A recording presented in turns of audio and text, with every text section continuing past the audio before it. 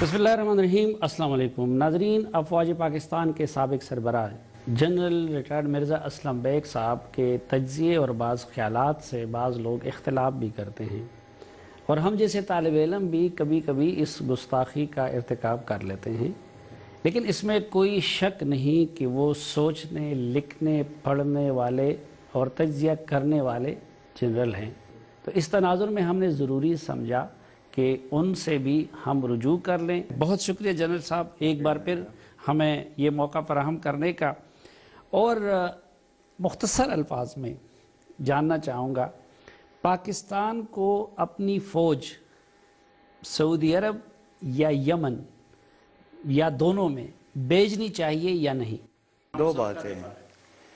एक ये है कि फ़ौज जिस तरह से कहा गया है कि पाकिस्तान भेजे ताकि यमन में जो उनके ख्यालात हैं उसके तहत उसको इस्तेमाल किया जाए, लेकिन इसका दूसरा पहलू है कि 1991 में हमारी 15,000 फ़ौज सऊदी अरब में मौजूद थी।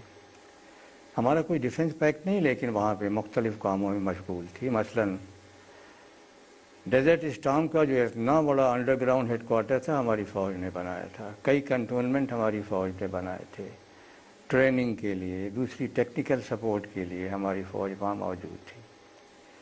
लेकिन जब हमारी हुकूमत ने फ़ैसला किया कि हम इस फ़ौज को इराक़ के ख़िलाफ़ इस्तेमाल करेंगे इसलिए कि सऊदी अरब को ख़तरा था, तो आपको याद होगा कि मैंने एज आर्मी चीफ इससे इख्तलाफ किया। मैंने कहा सऊदी अरब को कोई ख़तरा नहीं, ख़तरा अगर है तो वो इराक़ को है, इराक़ की फ़ौज को है कि जिसे अमेरिका ख़राब करना चाहता है, तबाह करना चाहता है।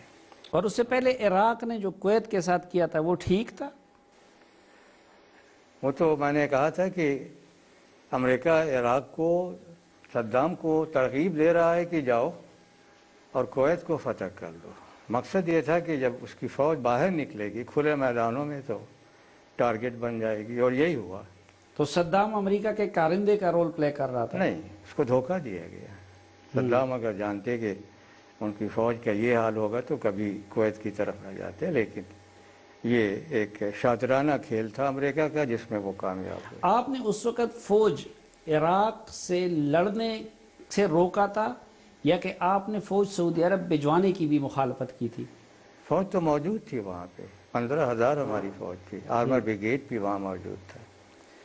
यानी सऊदी अरब के अंदर उसकी दिफा की हद तक जिम्मेदारियाँ पूरी करने के लिए पाकिस्तानी फ़ौज भेजने में कोई कबाहत नहीं? कोई कबाहत नहीं, वो हमारी जिम्मेदारी बनती है। मैं समझता हूँ कि एक दोस्त की हैसियत से हमें ये जिम्मेदारी पूरी करना चाहिए। और मेरा मौक़िफ़ ये है कि सऊदी अरब को अंदरूनी ख़तरा है, दूसरा ख़तरा है सरहदों पे।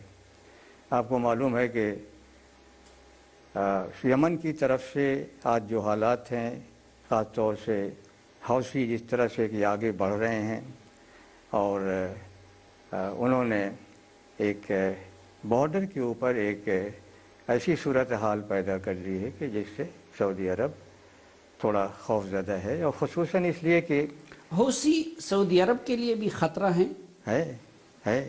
इसलिए तो सऊदी अरब यमन के मामले में मुदाखलत में हक बजानिब नहीं है? नहीं, ख़तरा उस तरह के नहीं है कि कोई फ़ौजी कार्रवाई होगी ख़वातीन की तरफ से, बल्कि ख़तरा ये है कि सऊदी अरब की वो जो पॉपुलेशन है बॉर्डर के ऊपर, उनको मुतासर कर रही है। और इस काम के लिए कि जो अंदरूनी ख़तरा है पाकिस्तान फ़ौज को वहाँ जो ज़रूरत हो उस लिहाज से भेजना। लेकिन जब सऊदी अरब की सिक्योरिटी को किसी न किसी हवाले से थ्रेट भी है और वहाँ के हुक्मरान ने जो लेजिटिमेट हुकूमत थी जिसको यूएन भी तस्लीम करती है, अगर उन्होंने उनसे मदद तलब की है तो फिर सऊदी अरब जस्टिफाइड नहीं है यमन के अंदर मुदाखलत में?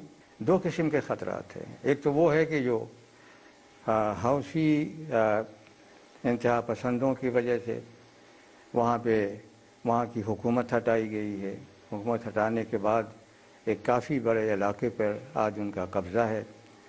और दूसरा ये है कि यमन में ایک ایسی صورتحال پیدا ہوئی ہے کہ جس سے اس خطرے کے اوپر ایک اور خطرہ سعودی عرب کو نظر آتا ہے کہ ایران کی طرف سے مداخلت ہو رہی ہے، سپورٹ آ رہی ہے، اور وہ اس لیے ایران واقعی مداخلت کر رہا ہے یمن میں؟ جی ابھی دیکھیے، ابھی کل پرسوں جو ہے وہ جان کیری کا بیان آیا ہے امریکہ کے فارن منسٹر کا، انہوں نے بڑی کھلی وارننگ دی ہے ایران کو۔ ہمیں معلوم ہے کہ ایران کے ہوائی جہاز اور بحری جہاز مدد پہنچا رہے ہیں حوثیوں کو، ہتھیار بھیج رہے ہیں، امنیشن بھیج رہے ہیں، جنگ کا سامان بھیج رہے ہیں، اور ہمیں حق ہے کہ ہم ان کو روک دیں۔ اتنے دور سے آ کے سعودی سرحد پہ مداخلت کرنا یا پراکسیز کو پالنا، اصولی طور پر یہ اقدام ایران کا درست ہے؟ قطعاً درست نہیں ہے، غلط ہے؟ قطعاً درست نہیں ہے، اور اس میں جو ہے ایک سازش ہے، جیسے صدام کو ایک سازش کے تحت کویت کی طرف حملہ کرنے کی ترغیب دی گئی، اسی طرح سے اس کے پیچھے بھی ایک سازش ہے۔ وہ سازش تو امریکہ کی تھی، یہ بھی امریکہ کی؟ جی وہ سازش امریکہ کی تھی، ایک پوری اسلامی دنیا کے درمیان جو ہے شیعہ و سنی ممالک کو لڑانے کی، اور اس مقصد کے لیے ایران کو ڈیمونائز کیا گیا، ایران کو اتنا خطرناک ظاہر کیا گیا پچھلے 20-25 سالوں میں کہ سنی ممالک خوفزدہ ہو گئے، اور یہ آن ریکارڈ ہے کہ ان پچھلے 15-20 سالوں میں امریکہ نے ان سنی ممالک کو تقریباً $200 بلین کا فوجی ہتھیار سامان دیا ہے۔ تو اب ایران جو کچھ کر رہا ہے تو بالواسطہ وہ اس سازش کو کامیاب نہیں کر رہا جو امریکیوں کی سازش ہے؟ جی یعنی انکانشیسلی بالکل وہی ہے کہ ایران جو ہے اس نے اپنے آپ کو مضبوط کیا ہے عراق میں، سیریا میں۔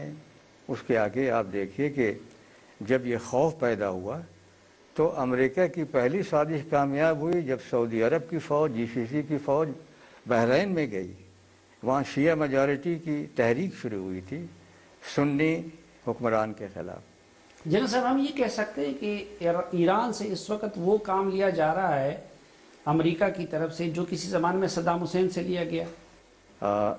تھوڑا مختلف ہے، اس لیے کہ اس وقت صدام حسین اور ان کی فوج ٹارگٹ تھی، آج ٹارگٹ کچھ اور ہے کہ اسلامی دنیا کو نفرتیں بڑھا کے فرقہ وارانہ ان کو لڑایا جائے، اور وہ کام مکمل کیا جائے جو آج سے کوئی 35-40 سال پہلے شروع ہوا ہے۔ اچھا جناب صاحب، ایک طرف ایران نے اپنے اثر و رسوخ کا دائرہ تہران سے لے کے بیروت تک اور وہاں سے لے کے صنعا تک بڑھا دیا، دوسری طرف سعودی عرب کی قیادت میں یہ جو سنی عرب ممالک ہیں ان کا ایک اتحاد بن گیا، اور کچھ لوگ اس کو عرب نیٹو کا نام بھی دے رہے ہیں۔ یہ دونوں بلاکس اگر آپس میں ٹکراتے ہیں تو کیا نتیجہ نکلے گا؟ اور اگر کسی سٹیج پہ اللہ کرے یہ دونوں بلاک اپنی طاقت مجتمع کر دے تو کیا اثرات مرتب ہوں گے عالم اسلام پہ؟ یہ بڑا اہم سوال کیا آپ نے، اس کے بڑے دور رس نتائج نکل سکتے ہیں، اور یہ میں سمجھتا ہوں کہ ایک بہت ہی اہم پیش رفت ہے۔ دو بڑی طاقتیں، ایک طاقت جو وجود میں آ چکی ہے وہ ایران کی ہے، وہ ایران کی جو یمن تک پھیلی ہوئی ہے۔ دوسری طاقت بن رہی ہے جو 10 ملکوں کا اتحاد ہے، سعودی عرب بنا رہا ہے۔ یہ پہلی دفعہ ہوا ہے کہ عرب ممالک اپنی ایک عسکری قوت، ایک مضبوط قوت بننے کا حوصلہ پیدا ہوا ہے ان میں، ورنہ ہر جگہ انہوں نے مار کھائی ہے۔ یہ بن جائے، مضبوط ہو جائے، ہم بھی اس کو سپورٹ کریں، شامل نہ ہوں، اس لیے کہ یہ عرب اتحاد ہے، عربوں کو کرنے دیں، مدد دیں ان کو اپنے کو مضبوط کرنے میں، ہر طاقت کا مقابلہ کرنے کے لیے، اس لیے کہ جو ظلم ہوا ہے دنیا اسلام پہ پچھلے 35-40 سالوں میں کہ تباہ کر کے رکھ دیا ہے، 7 ممالک تباہ ہو گئے ہیں، ہم بھی اس تباہی کی طرف جا رہے ہیں۔ اس تباہی کو روکنے کے لیے میں سمجھتا ہوں کہ یہ دونوں طاقتوں کا ایک بہت اہم رول ہے۔ اگر یہ آپس میں ٹکراتے ہیں، جیسے کہ ہمارے دشمنوں کی سازش ہے، وہ یہی چاہتے ہیں، تو پھر دنیا اسلام تباہ ہو جائے گی۔ اور اگر یہ سوچ اور سمجھ سے بات کرتے ہیں، پہلا ان کا امتحان ہوگا یمن، کہ یہاں پہ مذاکرات، افہام و تفہیم کے ساتھ امن قائم کرو، اور پھر دوسرا یہ ہوگا کہ آپس میں ایسا اتحاد پیدا کرو، الگ الگ رہتے ہوئے، کہ کسی کو جرأت نہ ہوگی کسی مسلمان ملک کے خلاف وہ دیکھ سکے یا کوئی نقصان پہنچا سکے۔ یہ ہمارا مستقبل ہے جو ان دو طاقتوں کے درمیان بڑی آسانی سے حاصل کیا جا سکتا ہے۔ اور دوسرا دیکھیے اس میں جو رول ہے، ایک طرف ایران ہے، دوسری طرف یہ طاقت ہے، ایک طرف ترکی ہے، دوسری طرف پاکستان ہے، کہ ہم پاکستان اور ترکی اس میں شامل نہ ہو کے ایک بیلنس قائم رکھ سکتے ہیں، اور یہی رول آج یہ دو ملک ادا کر رہے ہیں۔ ان دو بلاکس میں جی پاکستان یا ترکی میڈیشن کر سکتا ہے؟ یہی رول ادا ہو رہا ہے نا۔ ہمارے پرائم منسٹر صاحب ترکی گئے، ان کو وہاں سے ایران جانا چاہیے تھا، اب بھی وقت ہے وہ جائیں، اور میں سمجھتا ہوں کہ حالات ایسے ہیں کہ یہ ذمہ داری ہے پاکستان اور ترکی پر، خصوصاً ایران پر اور اسی کے ساتھ سعودی عرب پر بھی، کہ جنگ کے دائرے کو وسیع کرنے کے بجائے اس کو محدود کیا جائے، افہام و تفہیم کے ساتھ معاملات کو طے کیا جائے، یمن میں امن قائم رکھا جائے۔ یہ جنگ اگر ہوئی تو یمن کی حالت جو بنے گی اس کے اثرات بڑی دور دور تک پھیلیں گے۔ ایران ہماری میڈیشن ایکسیپٹ کر لے بالکل کرے گا، اور سعودی عرب بھی کر لے گا؟ سعودی عرب کا میں نہیں کہہ سکتا، اس لیے کہ وہاں جتنا غصہ ہے اور جو حالات ہیں اور جس طرح سے ہمارے اس فیصلے پر احتجاج کیا گیا ہے، شاید کچھ ہیزیٹیشن ہو، لیکن بات ان کو بھی سمجھ میں آ جائے گی کہ جنگ اس مسئلے کا حل نہیں ہے، بلکہ ان دو بلاکس کا پاور بیسز جو پیدا ہوں گے، ایک کا بیس ہوگا ایران، دوسرے کا ہوگا سعودی عرب، پاکستان ادھر، ترکی اس طرف، یہ بیلنس بڑا خوبصورت بنتا ہے۔ ایک مختصر سی بریک لیتے ہیں اور اس کے بعد واپس آتے ہیں۔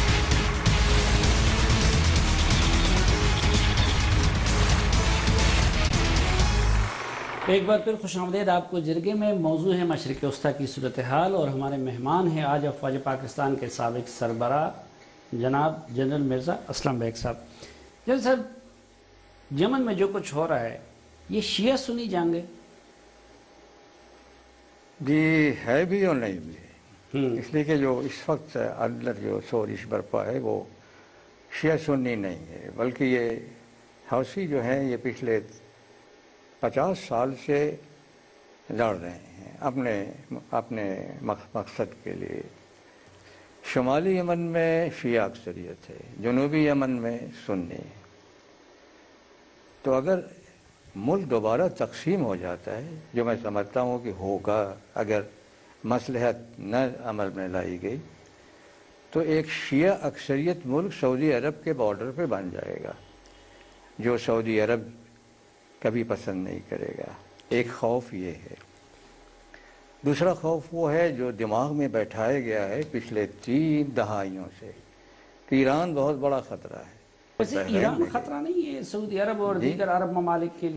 جی یقیناً جب جنگ ہوتی ہے تو بہت سے خطرات پیدا ہوتے ہیں، اور نہیں جنگ نہ بھی ہو، ابھی تک جو کچھ ہوا ہے، یعنی 3 دارالحکومت دمشق، عراق اور اب صنع، اس پہ ایران کے پراکسیز نے قبضہ کر لیے۔ جی تو وہی میں نے کہا نا کہ ہسٹری اب اپنے آپ کو تاریخ دہراتی ہے، اور ایٹمی قوت بھی حاصل کرنے کی کوشش کر رہا ہے۔ اور یہ جس کو کہتے ہیں نا آؤٹ اسٹریچ ہے، یعنی اپنی طاقت کو اتنی دور تک پھیلا دینا صحیح نہیں ہوتا ہے۔ اور اس کے اندر آپ ایک اور بھی حقیقت سامنے ہے کہ اسرائیل امریکہ سے ناراض ہے کہ اس نے نیوکلیئر فریم ورک ایگریمنٹ جو ہے ایران کے ساتھ پہلا مرحلہ طے کر لیا۔ ہاں جنرل صاحب، یہ کہ امریکہ نے اسرائیل کو ناراض کیا اور ایران کے ساتھ ڈیل کر رہا ہے، اور ایران بھی بڑی حد تک جھک گیا، تو یہ کیا ایران عربوں کے مقابلے میں تیاری کر رہا ہے؟ خوف ہے، ایران کو بھی خوف ہے کہ اس کے خلاف سازشیں ہو رہی ہیں، سعودی عرب کو بھی، عرب ممالک کو بھی خوف ہے، اور آپ دیکھ لیں کہ دونوں نے تیاری کی، کتنا سامان خریدا ہے جنگ کے لیے۔ تو میں جو بات کہہ رہا تھا وہ یہ بھی بڑا امپورٹنٹ ڈاکٹر، یہ ایران اور امریکہ کا اسرائیل کو ناراض کر کے ان دونوں کا یہ مخبوکہ کیسے ہو رہا ہے؟ جی یہ تو بڑی ایک مشہور سی بات ہے نا کہ آج 1979 کے بعد اب جا کے امریکہ اور ایران کے تعلقات بہتر ہو رہے ہیں.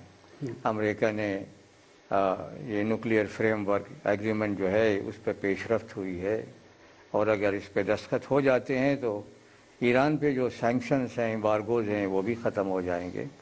ایران کو اپنا تیل ایکسپورٹ کرنے، اپنی اکانومی درست کرنے کا موقع ملے گا. ایران کے لیے پھر اپنی جو یہ اپنی طاقت کو، انفلوئنس کو آگے بڑھانے ایران کا ہے. واقعی ایٹم بم بنانا چاہتا تھا یا کہ اس کی یہ صلاحیت سول مقاصد کے لیے تھی؟ نہیں، ان کی جو اعلیٰ قیادت ہے شروع سے انہوں نے کہا تھا کہ ان کا مقصد ایٹمی ہتھیار نہیں بنانا ہے، اور آج بھی وہ اسی پہ قائم ہے، اور اسی بنیاد پر انہوں نے اس معاہدے پر دستخط کرنے کی یہ پاکستان نے ان کے ساتھ جو تعاون کیا تھا یہ پیسے کے بدلے میں کیا تھا یا کہ آپ کے کہنے پہ کیا تھا ایران کے ساتھ؟ نہیں، کوئی تعاون نہیں تھا. میں آپ کو بتاؤں، آپ سن وہ کے تو انہوں نے خود IAEA کے سامنے تسلیم کر لیا کہ ہاں پاکستان نے ہمارے ساتھ یہ تعاون کیا تھا. نہیں، وہ میرے وقت، میں اپنے وقت کی بات کروں گا، اس کے بعد کی نہیں، مجھے نہیں پتہ. نہیں، یہ جو خود انہوں نے تسلیم کیا کہ ہمیں سینٹریفیوجز پاکستان سے ملے تھے اور وہاں پہ گواہی بھی دی اور اس وقت ان کے حوالے، تو یہ کس نے دیے تھے ان کو؟ وہ میرے بعد کیا ہوا میں نہیں جانتا نا، میں تو اپنے وقت کی بات کرتا ہوں 91 تک. لیکن پاکستان کی طرف سے دیے تو گئے تھے نا ایران کو؟ مجھے نہیں پتہ، مجھے نہیں پتہ. خود جب انہوں نے تسلیم کر لیا ادھر کو، تو اس وقت جو تھے ان سے پوچھ، اس وقت کے چیف آف آرمی اسٹاف اور ڈاکٹر اے کیو خان سے پوچھئے. میرے وقت میں یہ حقیقت تھی کر سکتے. اچھا جنرل صاحب، آپ کی نظر بھی ہے تاریخ پہ بھی، اور خود پاکستانی بری افواج کو لیڈ بھی کیا ہے بڑے مشکل وقت میں. ایران اور سعودی عرب کا جب آپ موازنہ کرتے ہیں تو 65، 71 اور اس کے بعد کے مختلف مراحل، ایٹمی دھماکے، آج تک کارگل وار، فلاں فلاں فلاں مشکل اوقات میں، ان دونوں میں سے کس نے پاکستان کو زیادہ سپورٹ کیا ہے؟ سعودی عرب نے. ایران کے مقابلے میں سعودی عرب نے ہمیں زیادہ سپورٹ ایران کے کیا ہے. مقابلے میں ایران اور سعودی عرب کے حوالے سے دونوں میں زیادہ تر اسٹریٹجک اتحادی ہمارا کون رہا ہے؟ جی، میں تو جانتا ہوں کہ 65 کی وار میں ایران نے ہمارا ساتھ دیا. شہنشاہ کا وقت تھا اس وقت، ہر طرح سے ہمارے ساتھ رہے وہ، اس میں کوئی شک نہیں ہے. ایران ہمارا پڑوسی ملک ہے. انقلاب کے بعد کی بات کر رہا ہوں. انقلاب کے بعد ہمارے تعلقات وہ نہیں رہے جو پہلے تھے. اچھا، یہ جو افغانستان کے معاملے میں شمالی اتحاد کے سپورٹ سے لے کے آج تک ٹیکنیکلی ایران وہ ہندوستان کا اتحادی ہے؟ جی، آپ کا کہنا صحیح ہے، اور اس میں 1990 میں جب سوویت یونین وڈرا کیا اور اس وقت انتقال اقتدار کی بات ہوئی، تو اس سے پہلے محترمہ نے مجھے اختیار دیا آرمی چیف کہ میں 7 مجاہدین لیڈر کے ساتھ بیٹھوں اور بیٹھ کر کے ایک حکمت عملی وضع کروں کہ کس طرح سے کیسے انتقال اقتدار ہو، خون خرابہ ختم ہو. تو ہم نے احمد شاہ مسعود کو بھی بلایا، ان کے ساتھ بہت سی میٹنگیں ہوئیں، ایک بڑا لائحہ عمل تیار کیا، اور میں چند مجاہدین لیڈر کو لے کے تہران گیا. لیکن مجھے ایران کی قیادت نے، جس کو کہتے ہیں، کولڈ شولڈر دیا، اور ان کا مطالبہ یہ تھا کہ دیکھو ہماری بھی 7 جماعتیں ہیں جنہوں نے اس جنگ میں حصہ لیا ہے، برابر کا حصہ ہے ان کا.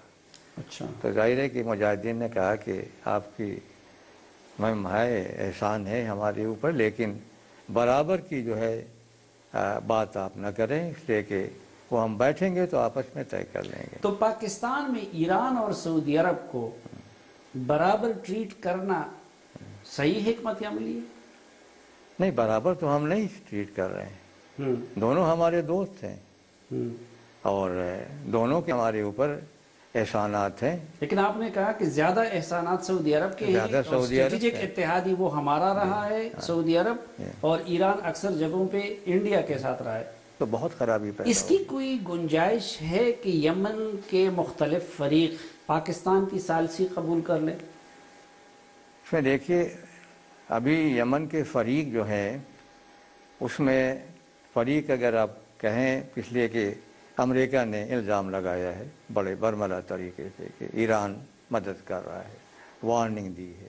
ایک فریق ایران ہے، ہم دوست ہیں، ترکی دوست ہے، دوسرا فریق ہے سعودی عرب. یہ 4 ممالک ہیں کہ اگر یہ بیٹھ جائیں، بیٹھ کر کے معاملات کو دیکھیں. ایران کو اگر وہاں فریق مانا جائے تو پھر افغانستان میں بھی انڈیا کو فریق نہیں ماننا پڑے گا ہمیں؟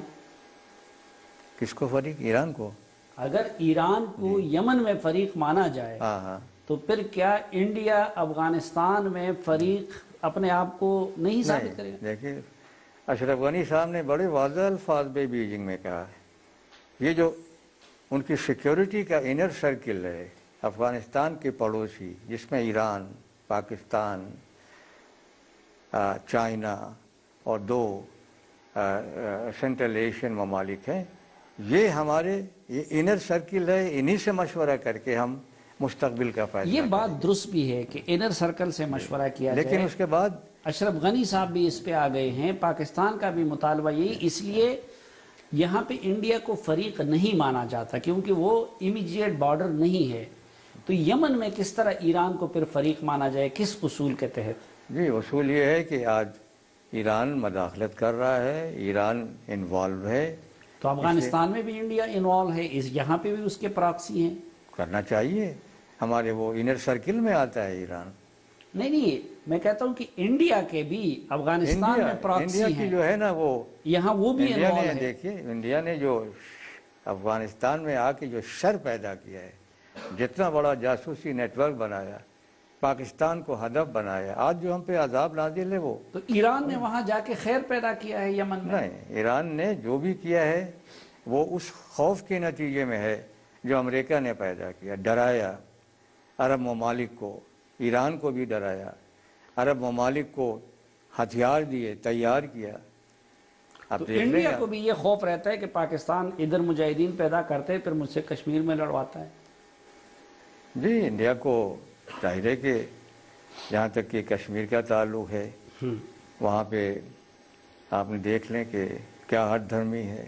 کتنی دفعہ جو ہے اقوام متحدہ کے ریزولوشن کو انڈیا نے مانا نہیں ہے، جو ظلم و ستم ہے. فوج کے اندر سوچ کیا ہے اس وقت؟ ہماری فوج خود کیا چاہتی ہے؟ جانا چاہتی ہے سعودی عرب میں یا نہیں؟ یا یمن بھی جانا چاہتی ہے یا نہیں؟ یا دونوں جگہوں میں سے کسی جگہ نہیں؟ فوج کی تھنکنگ کیا ہے؟ یہ فوج اس وقت اتنے ذمہ داریاں اس کو دی گئی ہیں.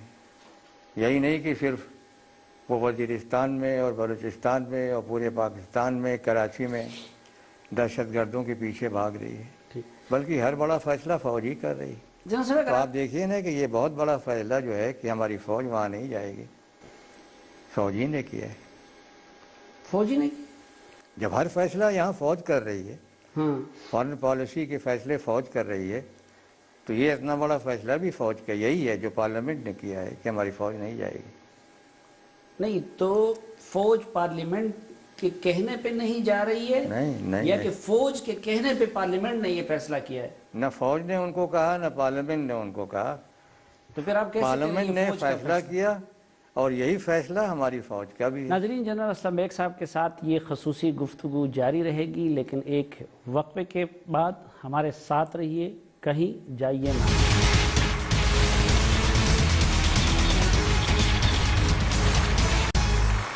ایک بار پھر خوش آمدید آپ کو جرگے میں. آج کے جرگے میں ہمارے مہمان ہیں بری فوج کے سابق سربراہ جنرل اسلم بیگ صاحب. جنرل صاحب اگر آپ اجازت دیں، ایک داخلی محاذ پہ جو ایک لحاظ سے سیکیورٹی کا بھی معاملہ ہے اس پہ سوال کرنا چاہوں گا.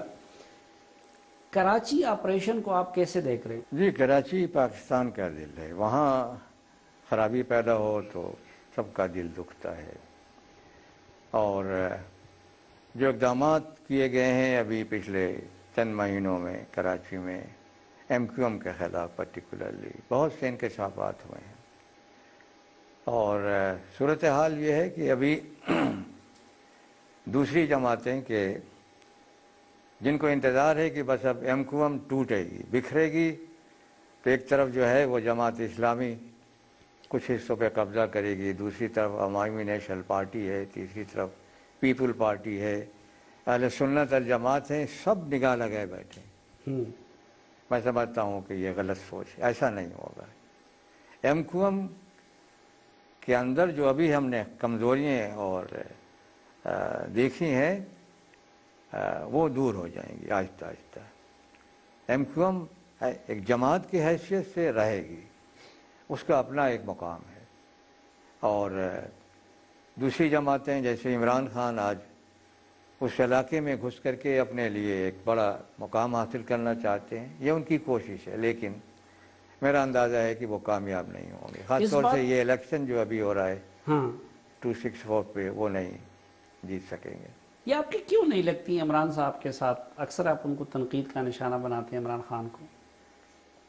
نواز شریف صاحب نے چند دن پہلے کیا نا کہ وہ یو ٹرن لیتے ہیں بڑی جلدی، ایک بات کہتے ہیں اور پھر اس سے ہٹ جاتے ہیں، کتنے بڑے بڑے دعویٰ کیے کہ یہاں سے میں ہٹوں گا نہیں جب تک کہ نواز شریف کا میں استعفیٰ لے کے نہ جاؤں۔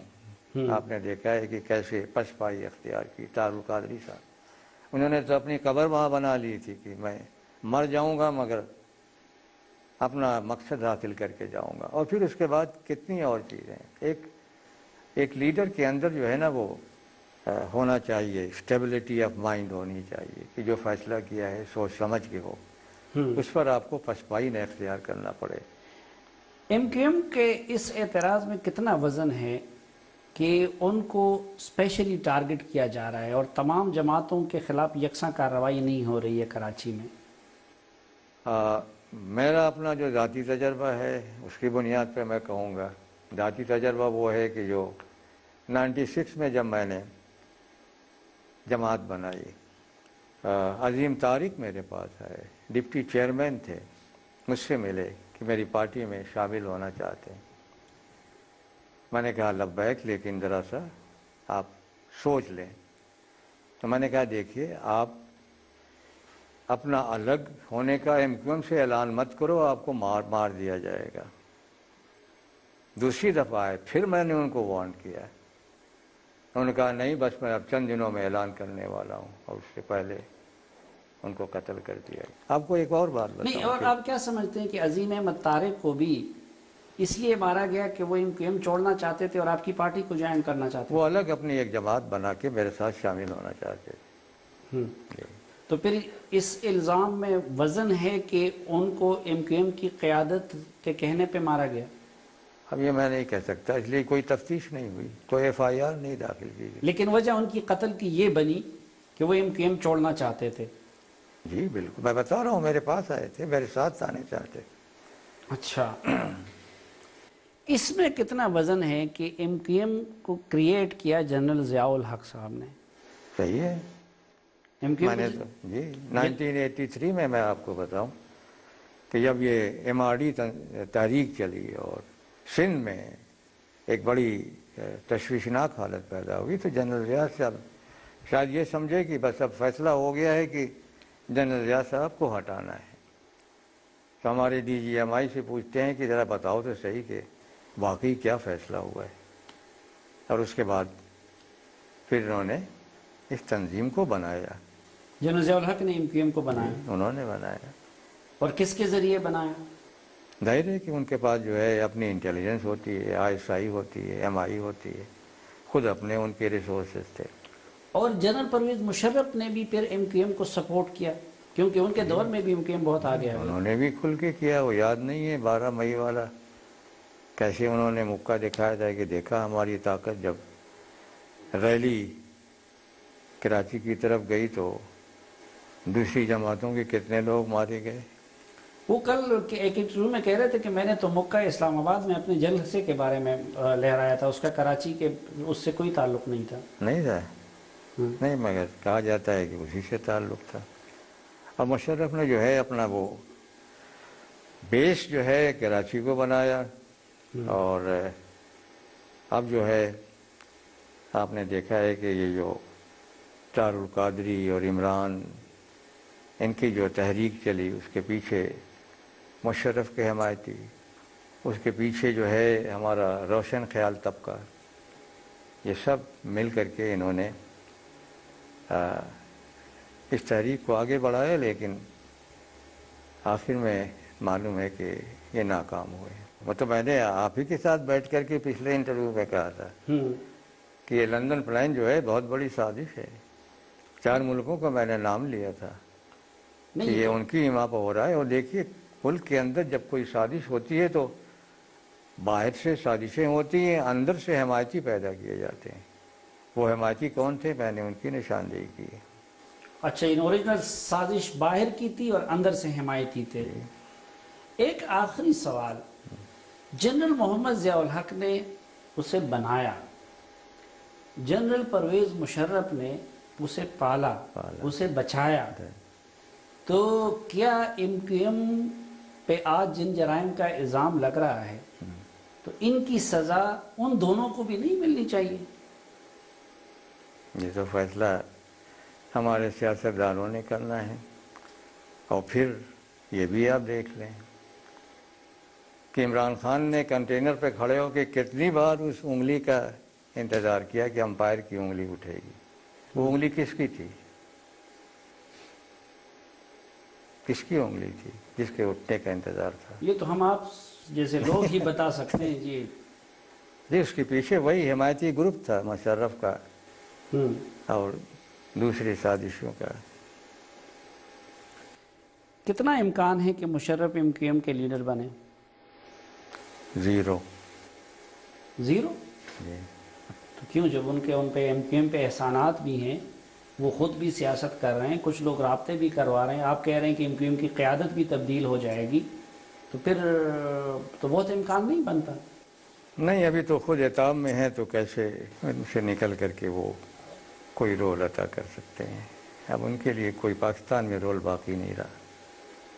اور پاکستان سے جانے کا امکان ہے ان کا کہ نکال دیا جائے؟ جب رول نہیں باقی رہا تو پھر تو جانا چاہیے ان کو۔ مجھ سے اس کے بعد سوال میں کل تھا، آج نہیں ہے۔ اچھا، کیوں؟ یہ میں بھی جاننا چاہتا ہوں کیوں؟ کہ وہ انگلی اب جو ان کو سپورٹ کرنے والی تھی وہ نہیں باقی رہی۔ پرویز مشرف کو؟ ان کے حمایتیوں کو، جو عمران خان کے ساتھ تھے یہ لوگ، اچھا، جو طاہر القادری کے ساتھ تھے، وہ انگلی اب باہر نہیں رہی؟ وہ امپائر نہیں رہے نا۔ یہ انگلی باہر والے کی تھی یا اندر والے کی تھی؟ اندر والے کی۔ دیکھیے نا، جب بھی یہاں حکومت بدلی ہے، باہر سے امریکہ، اندر سے فوج، سیاستدان، عدلیہ، ان لوگوں نے مل کے ایوب کو ہٹایا، بھٹو کو ہٹایا، نواز شریف کو ہٹایا، بے نظیر کو ہٹایا، تبدیلیاں ہوتی رہی ہیں۔ اب نواز شریف کی حکومت کو کوئی خطرہ نہیں؟ فی الحال نہیں ہے۔ اچھا، ابھی تک جس طرح سے انہوں نے خصوصاً یہ جو بڑا فیصلہ کیا ہے، اس کے بعد سے میں سمجھتا ہوں کہ اس حکومت کے وقار میں تبدیلی آئی ہے، بڑائی ہے۔ لیکن ان کی طرف سے خودکشی کی کوششیں تو برقرار ہیں۔ وہ ہے، وہ اصل میں نادانی ہے، اچھا، لیک آف ایکسپیرینس ہے۔ وقت کے ساتھ ساتھ انسان جب ایک نظام چلتا ہے، اس میں رہتا ہے، اور سب سے بڑی کمزوری جو ہے وہ اس نظام کی، اس حکومت کی یہ ہے کہ یہاں پہ جتنے بھی فیصلے ہوتے ہیں وہ پرسنلائزڈ ہیں، ذاتی فیصلے ہیں۔ تو آپ سمجھتے ہیں کہ انسٹیٹوشنلائز فیصلے نہیں ہیں۔ آپ سمجھتے ہیں کہ میاں نواز شریف اور جنرل راحیل شریف ایک پیج پہ ہیں ہر اہم حوالے سے؟ جی، کسی نے یہ سوال مجھ سے پہلے بھی کیا تھا اور یہ بھی کہا تھا کہ ماشاء اللہ کے کیا امکانات ہیں، تو میں نے کہا 0۔ کیوں؟ وہ اس لیے کہ جنرل راحیل کو جو حکومت نے جو مقام دیا ہے، ایک ہیڈ آف دا اسٹیٹ کا بھی مقام ہے، ایک ہیڈ آف دا گورنمنٹ کا بھی مقام ہے۔ باہر جاتے ہیں تو یہی ان کو مقام ملتا ہے۔ تو میں نے کہا سارے فیصلے تو راحیل صاحب کر رہے ہیں اور ساری گالیاں نواز شریف سن رہا ہے، اس سے بہتر اور کیا ہو سکتا ہے آرمی چیف کے لیے؟ تو جو اپنی ذمہ داری پوری نہیں کرتا تو پھر گالی بھی تو اس کو سننی نہیں ہے ابھی ابھی آپ کہہ رہے ہیں ماشاءاللہ کا زیرو امکان ہے، گلف وار کے دوران بھی آپ نے یہ امکان ظاہر کیا تھا کہ صدام حسین جیت جائیں گے، کہیں اس امکان کا بھی وہ حشر تو نہیں ہوگا؟ بھی صدام حسین اگر اس کی فوج، وہ اپنی فوج کو نہ مرواتا تو لڑنے کی صلاحیت بہت زیادہ تھی۔ پہلے امریکہ نے اس کی فوج کو، جو اس کی اسٹرائک فورس تھی، وہ ختم کر دی۔ اور پھر آپ یہ غور کریں اس بات پہ کہ صدام حسین ہی کے لوگ تھے، یہ فوج تھی، وہ 20% کی اقلیت تھی سنیوں کی جو قابض فوجوں سے لڑی، 80% شیعہ اکثریت نہیں لڑی۔ حقیقت ہے کہ نہیں؟ تو کیا صدام اور ان کی فوج اور ان 18% 20% جو سنی لڑے، اگر میں نے یہ کہا تھا تو غلط کہا تھا؟ نہیں، پھر آپ یہ بھی کہیں کہ میں نے تو یہ کہا تھا، لیکن اگر نواز شریف یہ نہ کرتا، اگر وہ جمہوری سوچ رکھتا، اگر اداروں کے ساتھ چھیڑخانی نہ کرتا تو پھر ماشاء اللہ نہ لگتا، لیکن اس نے یہ کیا تو اس لیے لگ گیا۔ چلے گا سسٹم، اگر بڑی کمزوری ہے، جیسے میں نے کہا نا کہ سارے فیصلے پرسنلائزڈ ہیں، ایک گروپ ہے وہی فیصلے کرتا ہے، جبکہ جمہوری نظام کا تقاضا ہوتا ہے کہ آپ اس کو انسٹیٹوشنلائز کریں۔ کون سا ادارہ ہے جو ان کو مشورہ دیتا ہے، ان کو پلان بنا کے دیتا ہے؟ کوئی نہیں۔ نیشنل سیکورٹی کاؤنسل کے یہ خلاف ہیں۔ جنرل صاحب، آپ کے بقول میاں نواز شریف صاحب کی حکومت میں فیصلہ ایک گروپ کرتا ہے، لیکن ہمارا فیصلہ وقت کرتا ہے، اور وقت ہمیں مزید اجازت نہیں دیتا، ورنہ آپ سے مزید بھی جاننے کا ارادہ تھا۔ انشاءاللہ آئندہ وقتوں میں بھی ہم آپ کو زحمت دیں گے، اور آپ اسی مہربانی کا مظاہرہ کرتے ہوئے ہمیں وقت دیتے رہیں گے۔ آج کے جرگے میں شریک ہونے کا بہت شکریہ۔ ناظرین، اس توقع کے ساتھ کہ جرگہ اور بالخصوص جنرل اسلم بیگ صاحب کے ساتھ ہونے والے جرگے سے متعلق اپنی رائے اور فیڈ بیک سے ہمیں آگاہ کرتے رہیں گے، سلیم صافی اور جرگہ کی پروڈکشن ٹیم کو اجازت دیجیے۔ اللہ حافظ۔